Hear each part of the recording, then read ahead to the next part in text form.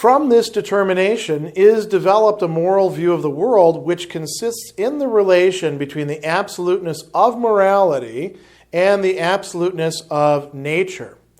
This relation is based, on the one hand, on the complete indifference and independence of nature towards moral purposes and activity, and on the other hand, on the consciousness of duty alone as the essential fact, and of nature as completely devoid of independence and essential being.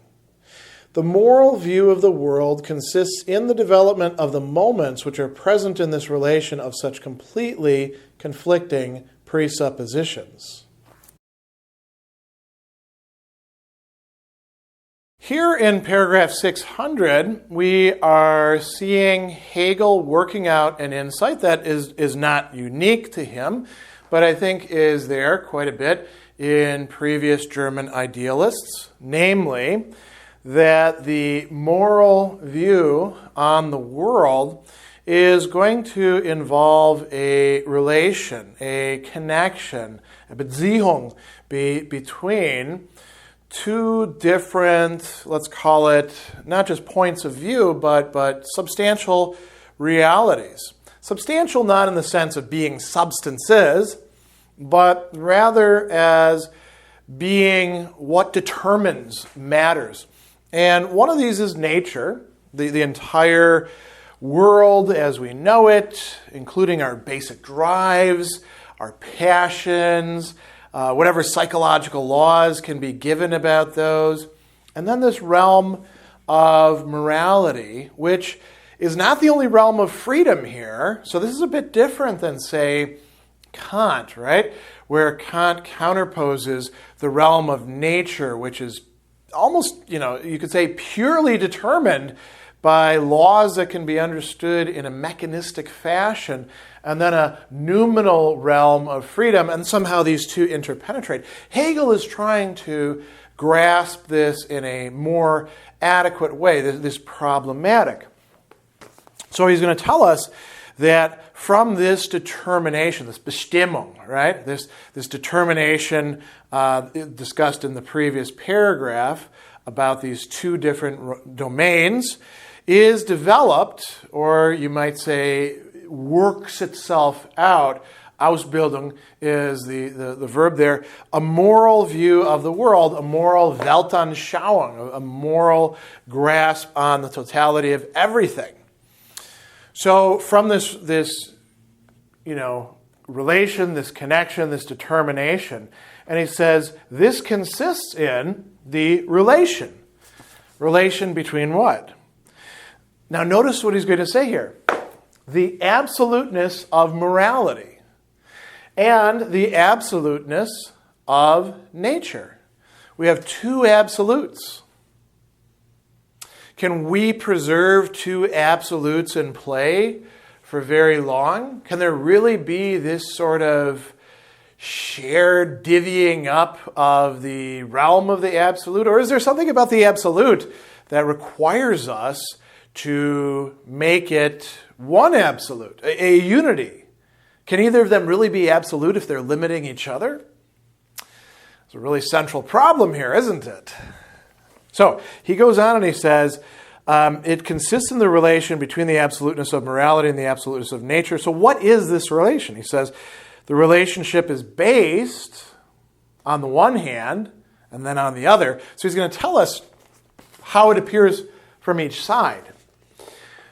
Let's pause here for a moment. Notice that what's happening here is, as so often, we have the consciousness that we're observing, which is a consciousness itself engaged in observation, engaged in willing, engaged in developing itself, that doesn't really see the whole picture. And then we have us as the observing consciousness, the phenomenologist, charting out how these go, because we're saying that we can look at it from both of these points of view. The moral consciousness can really only look at it from this point of view at this point in time.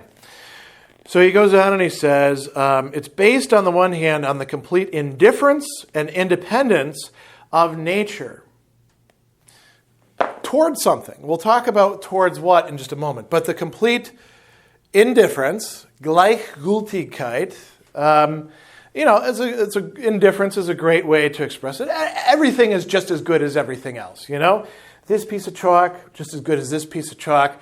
They're both going to work the same way on the chalkboard because they're both governed by the same laws. They're both going to fall at the same rate because gravity is going to affect them in the same way. We could go on and on and on.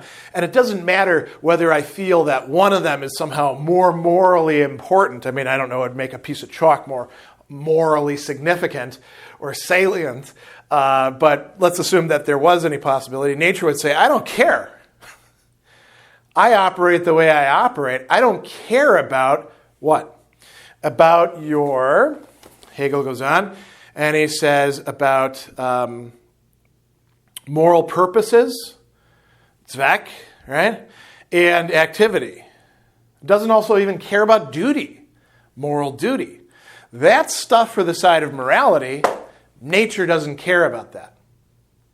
Now you could say, well, but maybe evolutionary biology, shows us that we naturally, congregate together because there's an evolutionary advantage to doing that, and we come to recognize that things are good for the group are really good for us, and we should do that. And there's a process of association, and that's fine. I mean, that's not a new viewpoint. Hume had something similar. Herbert Spencer, who nobody reads anymore these days, was saying those things way back in the 1800s. And then there were people saying, well, that's kind of BS even back then. But that's kind of immaterial.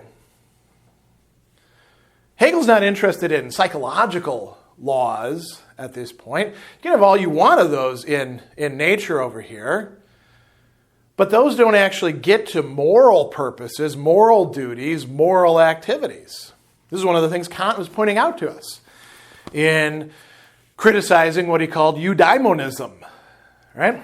Okay, let's go on a little bit further. So he says we have a complete indifference and independence, right? Selbstständigkeit. Now this is an interesting thing because independence, could have been arranged with a different term, Here it's standing on its own. There's a more positive sense than not being dependent. Unabständigkeit, or something like that. So nature is its own sphere. It does its own things. It doesn't care about the absoluteness of morality. As a matter of fact, it doesn't even register it. What about the side of the absoluteness of morality? He says, on the other hand, the consciousness of duty alone as the essential fact, as what matters.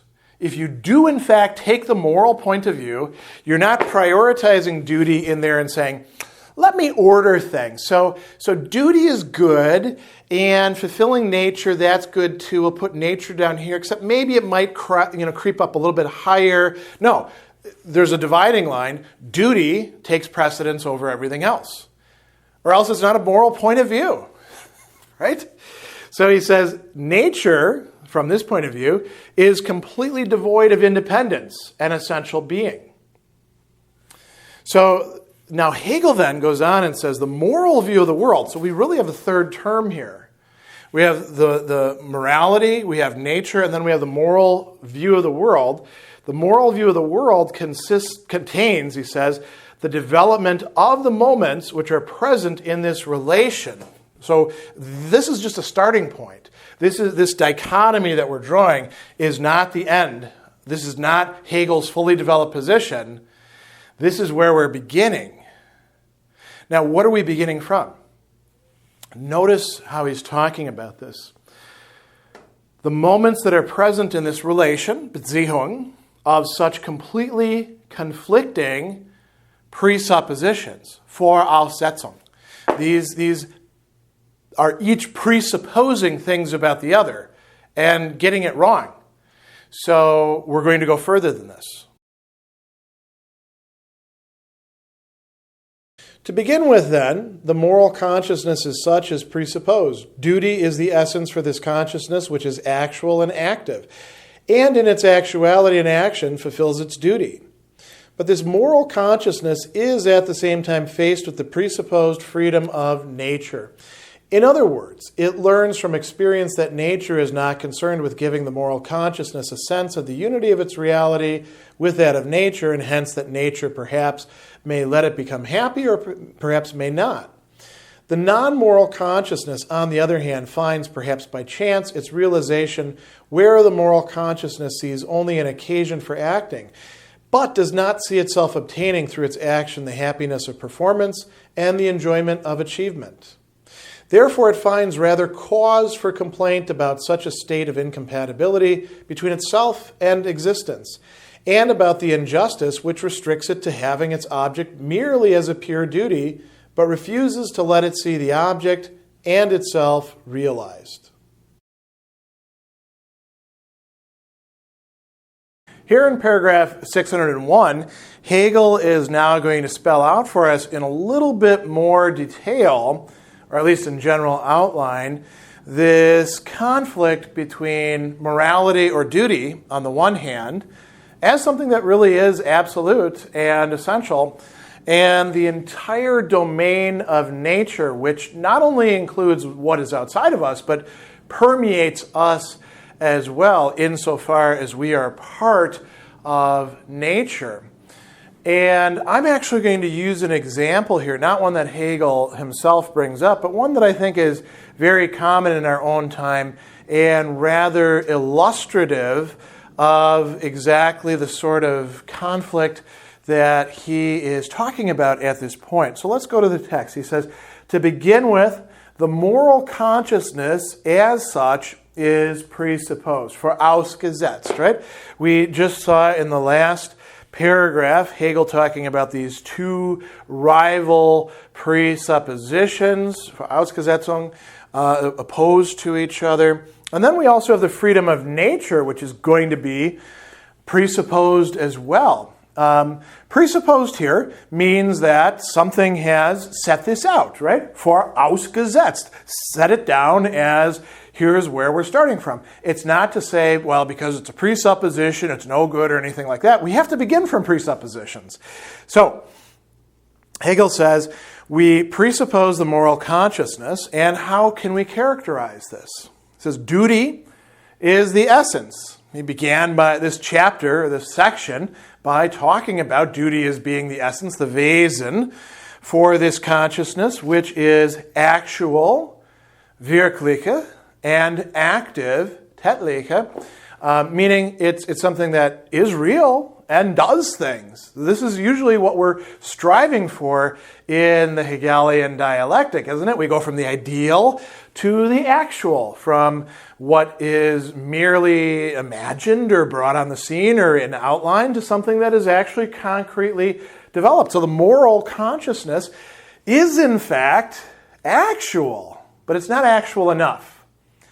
And it is active, but it's not active in the right way yet. How so? Let's look.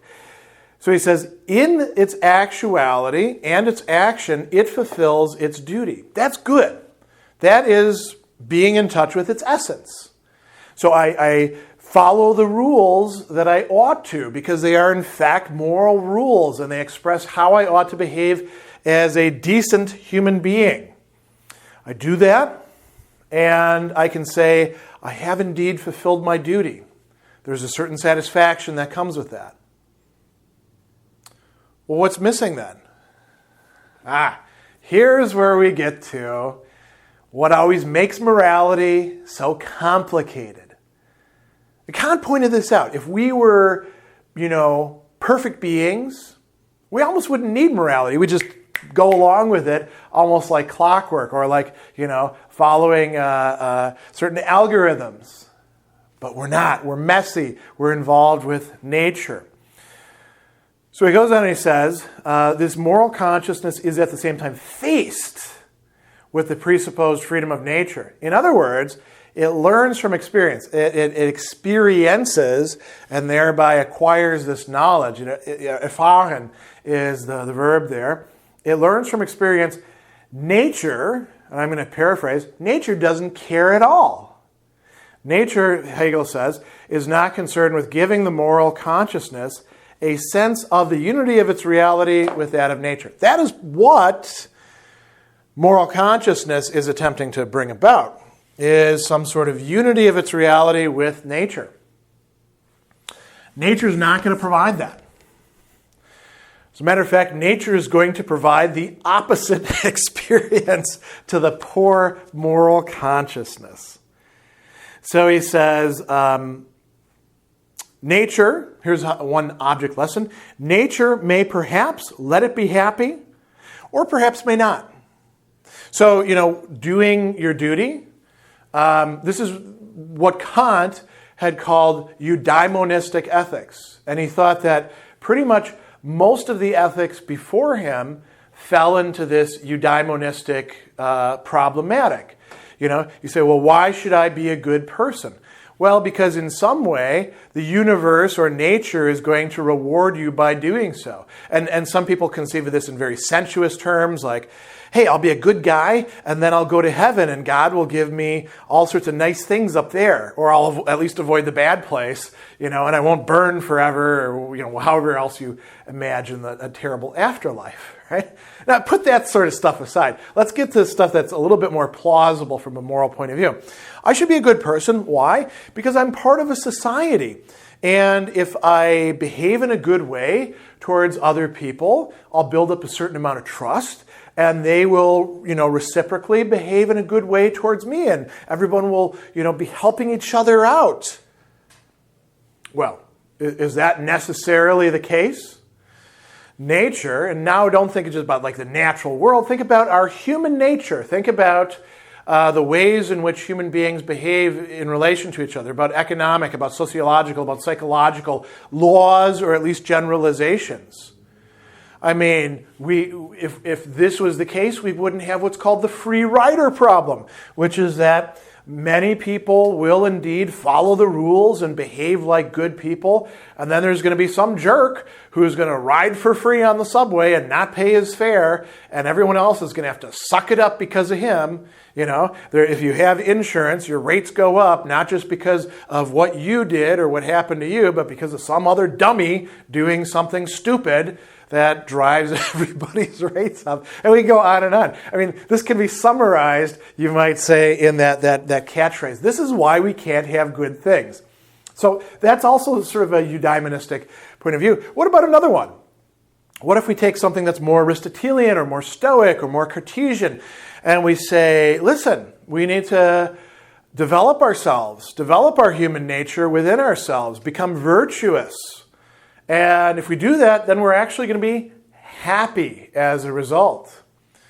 Kant said, no, you might not in fact be happy. Following what's rational is not guaranteed to satisfy your desires and inclinations, which is what happiness consists in for Kant. It's not going to make you glücklich, to use the German term that Hegel uses here. And Kant says, eudaimonistic ethics, this is the problem with them. Now, we don't have to hash out whether he's correct about that or not, because what we're looking at is a point of view that does see things that way and realizes that the universe, or the way things are set up, is not going to pay out for having done the right thing. It's not going to make you happy in that sense. It says nature may let it become happy, or perhaps may not. And then he says the non-moral consciousness, another consciousness being brought on the scene, finds perhaps by chance its realization where the moral consciousness sees only an occasion for acting. Handeln, in this case, is the word acting there, but does not see itself obtaining through its action. Now notice what he says here. The happiness of performance, the, Glück, of Ausführung, of doing the thing, or the satisfaction, the Genuss, of fulfillment, Vollbringung, bringing things to their proper conclusion. Modifying the world in such a way that the good is thereby produced. Now this is a very important point. I want to stress this here. Hegel is not just talking about the fact that you're not going to get a reward for being virtuous from nature, that nature could actually screw you over for doing that, smack you in the face for being a good person, but you don't even control whether you're able to accomplish the good things that you set out to accomplish, regardless of whatever reward you would get. This is a bit deeper. You know, when we say virtue is its own reward, or the fulfillment of duty is its own satisfaction, Hegel's saying that maybe it's not. That maybe nature even controls this. Now that is a much deeper idea, isn't it? So he says, the moral consciousness does not see itself obtaining through its action these two things. Therefore, he says, it finds cause for complaint about such a state of incompatibility between itself and existence. It says, what the hell? You know, I'm doing the right thing. I don't need the rewards like, you know, fame and fortune and people calling me a great guy or any of that. I just want to actually be able to do the right thing and see it through and then have the good results, not even for me, but just for the world, you know, happen as a consequence. And I can't even have that. That's a big complaint right there, isn't it? And some people have built entire philosophies on that basis. So he says, he sees this as an incompatibility, and he also complains about the injustice which restricts it to having its object merely as a pure duty, but refuses to let it see the object, the duty, what the duty commands, and itself fully realized. Very interesting idea. Now, I'm going to bring up an example of this that Hegel does not cover, but which I think may in fact bring this home to some people listening to this commentary. And this is going to be controversial. Nice guys. The guys who behave in what they conceive of as a chivalrous or decent manner towards women who they view with a sort of friendship, but also may view with a growing romantic interest. And they think, if I just behave like a good guy, you know, if I'm there to listen, if I help her out when she needs a ride somewhere, if I act as the white knight, and go on and on and on, then sooner or later she's going to recognize what a great guy I am, and that I do in fact fulfill duties to the person who I am attracted to or would like to be in a relationship with. And it doesn't work out that way, right? And there is a huge, like there's a world. There's actually like a Weltanschauung and a world of complaint that goes along with this. I did the right things. Why didn't she treat me nice? Why didn't she reciprocate? Why didn't she reward me? You're basically saying, why didn't nature give me what it is that I wanted out of the transaction or the equation? And in doing so, you're turning duty into something like button pushing. Push the right buttons in the right sequence. I should get the reward, the candy bar, the whatever it is at the bottom. Nature says, I don't care what the hell you do. I'm set up the way I am. I actually have a certain kind of freedom and independence of your views on how things ought to work. And you might say, well, what about the really, really nice guy? The one who puts those sorts of things aside and says, I just want to do what's good for this person. I want to help out the woman who I see in an abusive relationship and steer her towards some therapy that would help her. She might not cooperate with you at all. The world might not cooperate with you at all. You might be the one with the restraining order filed against you or something like that, or ghosted or cut off. There's nothing that says that just because you feel that you have some sort of duty, and it may in fact be a genuine duty, that the world or nature somehow has to see things your way and reward you for attempting to fulfill it. We could come up with many other examples as well. Think about parents and their children. I do so much for my child. I sacrifice. And then they wind up like this. Well, freedom of nature.